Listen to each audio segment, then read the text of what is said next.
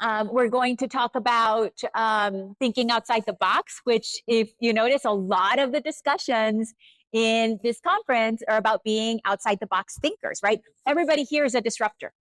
Everybody here is an innovator. Everybody here is a rebel, okay, is a rebel in healthcare. And so we are absolutely poised to disrupt what the wellness space is looking like right now. We're going to talk about some sample wellness ecosystems, and then I'm going to have a little challenge for you guys at the end. How many of y'all have heard the saying, it takes an apple a day to keep the doctor away? Raise your hand if you've heard the saying. Okay, most of you have. Wonderful. What if I told you that that was a myth?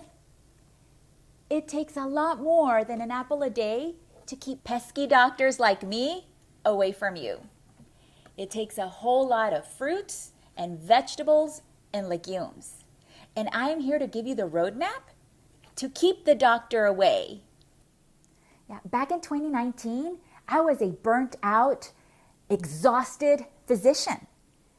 And I hated the doctor that I had become. But not only that, I also hated the person that I had become. And it frightened me. It frightened me. And it frightened my family too. In the current state of Americans' health, lives are not being saved at the doctor's office. They're being saved in the kitchen. We need to get doctors in the kitchen to save Americans' lives. The 12-month visit workflow starts at the end of the 9-month visit. We're living in post-COVID world. In the time of the Great Resignation, Americans have completely restructured their priorities.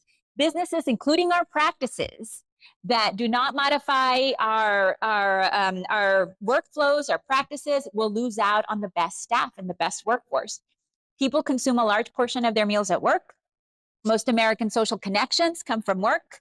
Most Americans spend a large portion of their waking hours at work. In fact, there's a study that showed that working Americans, or Americans that work most of their adult life, spend 1/3 of their waking hours at work during their lifetime.